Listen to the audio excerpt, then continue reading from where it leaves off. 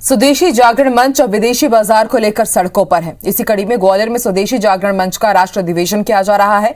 अधिवेशन के दूसरे दिन फूलबाग चौराहे से संदेश यात्रा निकाली गई। स्वदेशी जागरण मंच का कहना है कि उनका उद्देश्य विदेशी वस्तुओं पर निर्भरता कम कर स्वदेशी वस्तुओं को अपनाने के लिए देशवासियों को प्रेरित करना है। विदेशी कंपनियां बीज और दवाओं को पेटेंट कराकर हमारे संसाधनों के साथ खिलवाड़ कर रही है। विदेशियों की इन गलत नीतियों का पता चलने पर स्वदेशी जागरण मंच की 22 नवंबर 1991 को स्थापना की गई। साथ ही कहा कि भारत दवाओं का बड़ा बाजार है।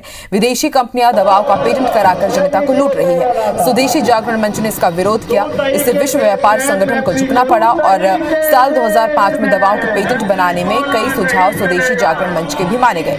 स्वदेशी जागरण मंच के कोरोना वैक्सीन को पेटेंट मुक्त कराने के लिए देश भर के 14 लाख लोगों ने हस्ताक्षर कराए हैं।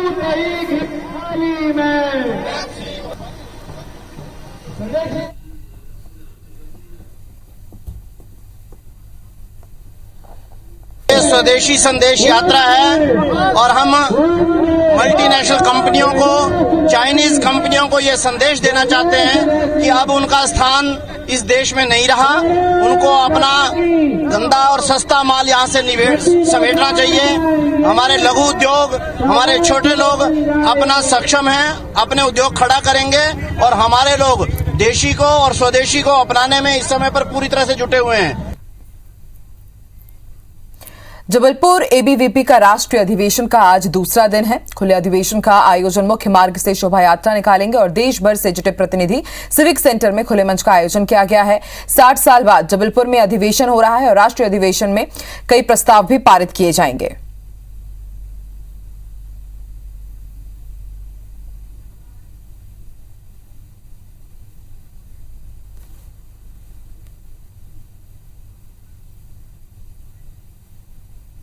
तो सिविक सेंटर में आज खुले मंच का आयोजन किया गया है और तमाम जो दिग्गज नेता हैं वो भी इसमें शामिल हुए। राष्ट्रीय अधिवेशन चल रहा है एबीवीपी का। 60 साल बाद जबलपुर में यह अधिवेशन हो रहा है और इस लिहाज से बेहद खास इस अधिवेशन को माना जा रहा है। अधिवेशन में कई प्रस्ताव भी पारित किए जाएंगे। सिविक सेंटर में इसका आयोजन किया गया है जबलपुर के।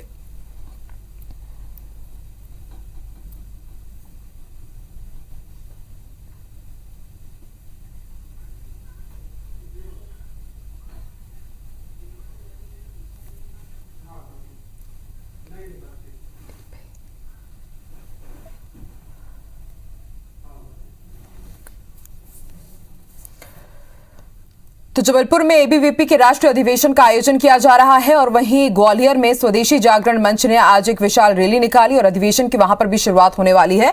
हमारे साथ इस वक्त दो सहयोगी जुड़ गए हैं। जबलपुर से विजेंद्र, तो वहीं ग्वालियर से नासिर हमारे साथ जुड़े। सबसे पहले रुक कर लेते हैं जबलपुर का। विजेंद्र, एबीवीपी का राष्ट्रीय अधिवेशन जबलपुर में 60 साल बाद हो रहा है। इस मायने में ये बेहद खास हो जाता है। क्या कुछ इसमें प्रस्ताव पारित किए जाएंगे, क्या कुछ फैसले लिए जाएंगे और आगे क्या रणनीति रहेगी इस अधिवेशन के बाद?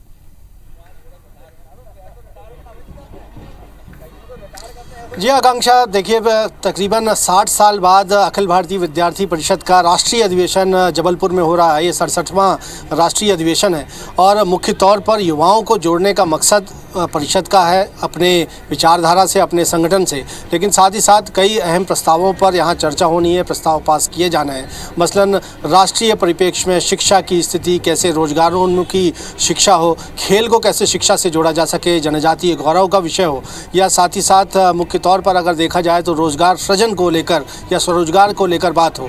तो इन तमाम महत्वपूर्ण बिंदुओं पर प्रस्ताव पारित किए जाने हैं जिसे केंद्र सरकार को भेजा जाएगा और एक बड़े पैमाने पर इस राष्ट्रीय अधिवेशन का आयोजन जबलपुर में किया गया है।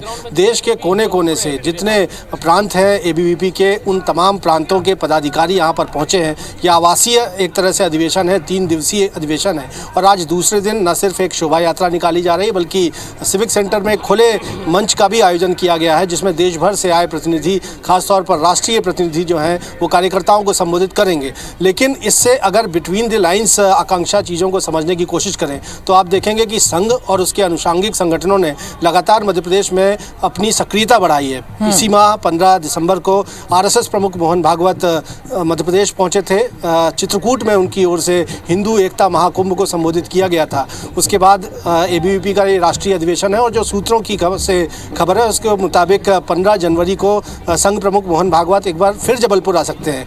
मुख्य तौर पर यह कहा जा रहा है कि आने वाले जो चुनाव हैं उस पर संघ का, उसके अनुषांगिक संगठनों का ज़रूर फोकस है, क्योंकि जो 2018 के चुनाव परिणाम रहे थे, कुछ सीटों से बीजेपी सरकार बनाने से तब चूक गई थी और इस बार संघ ऐसा नहीं चाहता कि ये हालात फिर से बने। हालांकि संघ के अनुषांगिक संगठन लगातार ये बात कहते हैं कि उनका मकसद कतई राजनीतिक नहीं है, सियासी नहीं है, लेकिन सब जानते हैं कि बीजेपी भी आरएसएस को अपनी मातृ संस्था मानती है और कितना कंसर्न सरकार के बनने या बिगड़ने पर राष्ट्रीय स्वयंसेवक संघ का होता है। तो बिटवीन द लाइन्स अगर हम बात कर रहे थे तो उसमें अगर आप देखेंगे तो कहीं ना कहीं ज़्यादा से ज़्यादा लोगों को संघ से, जी विजेंद्र, ठीक है विजेंद्र, आप हमारे साथ बने रहिए। रुक कर लेते हैं ग्वालियर का। नासिर भी हमारे साथ जुड़े हुए। नासिर, स्वदेशी जागरण मंच का एक खास अभियान चलाया जा रहा है कि स्वदेशी सामान को ही अपनाया जाए।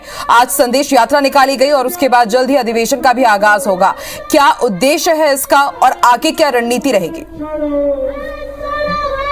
देखिए, 3 दिवसीय जो राष्ट्रीय अधिवेशन है स्वदेशी जागरण मंच का, वो शुरू हो गया। आज उसका दूसरा दिन है और इस अधिवेशन के जरिए स्वदेशी जागरण मंच ने ग्वालियर में ताकत दिखाने की कोशिश की है। साथ ही 3 रेजुलेशन है वो पास किए हैं। एक कृषि के क्षेत्र में पास किया है, एक जो विदेशी कंपनियों का जो इन्वेस्टमेंट है इंडिया में उसको लेकर रेजुलेशन पास किया गया है कि किस तरह से उसको रोका जाए, क्योंकि लगातार देखा जा रहा है कि चीनी कंपनियों का हस्तक्षेप है वो इंडिया में बढ़ता जा रहा है, तो उसको कैसे रोका जाए। तो इनको 3 रेजुलेशन पास किए गए हैं और आप देखेंगे कि इस कार्यक्रम में हिस्सा लेने के लिए केंद्रीय मंत्री नरेंद्र सिंह तोमर भी पहुंच गए हैं और देश के अलग अलग हिस्सों से, यानी कि 800 जिले से 748 जो लोग हैं वो आए हुए हैं, हिस्सा लेने के लिए आए हुए हैं।